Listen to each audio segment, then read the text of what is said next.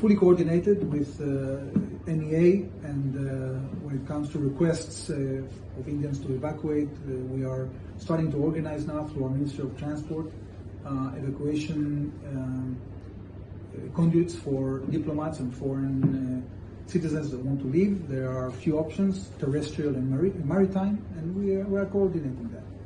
Well, first of all, we asked the television station to evacuate. Okay, well, if people decide not to evacuate, then they are self-inflicting. Okay, number one. Number two, this is the symbol of Iran aggression and oppression. The state television of Iran is the place in which tortured people were brought to broadcast in order to instill fear in the population. This is the station that is being the mouthpiece of the military machinery of Iran, of the plan of Iran to exterminate Israel, the place from which calls to exterminate Israel had been coming from.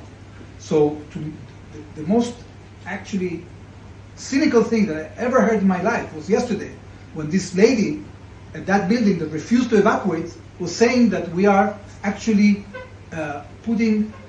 oppressing the right of expression.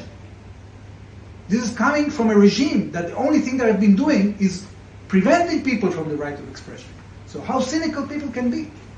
This is very cynical, and I think we have all the right in the world to hit the mouthpiece of this malign regime that has been taking over countries, trying to exterminate our country, and it goes without saying that this entity that has been serving the regime has to be attacked and has to cease. Look, IMEC is a project that is projected, that India has begun to implement the eastern part of it by signing a series of agreements with the UAE, and it remains to be seen what will happen after the region stabilizes in terms of trying to implement the western part.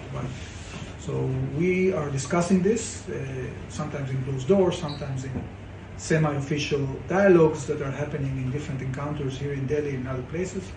I think that there are a lot of stakeholders that are very interested in that project. Only yesterday I had a visit of a major logistic companies, I won't mention the name, but a major international logistic company that actually came to show interest in this project, and they want to be part of it.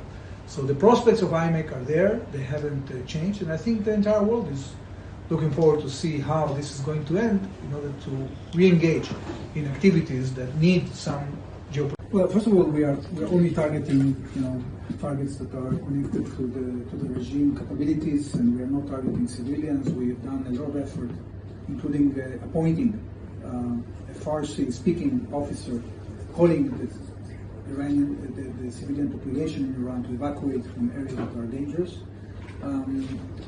This can take time because we have to continue to degrade their capabilities. We believe that we've been able to hit about 120 launchers out of the 360 that they have. So given the fact that they already fired about 400 ballistic missiles and even a double number of drones, they still have stockpile, and we are determined to try to completely degrade it. The question is, at what point the Iranians are going to agree to come to the table to accept the terms that are being demanded by the international community, because they have breached the safeguards agreement of the NPT, and it's not enough to just commit not to have nuclear activity. It's very important that we will find a verifiable way to make sure that their extermination program, that included the nuclear program and the missile program, will be completely abandoned. And that it's not going to be easy to do. So it's very hard to say at this point how long more this will take. So, yeah. It was fake news. It was fake news. There was no damage to the Haifa port. There have been reports, confirmed reports, about serious damage to our refineries in the Haifa area. This is a significant damage that can be restored in about 10 days of work. Different authorities that are releasing maps from time to time that they take from Google, and these maps are not accurate. We're doing an effort now via all the agencies, including our own, to stop, using bad maps. I think that finally we got the message through, so I hope that this phenomenon won't continue, but it doesn't have anything to do with what we think about India's borders or respecting the borders. Subscribe to Midday India. Get direct notifications on all our videos by clicking on the bell icon.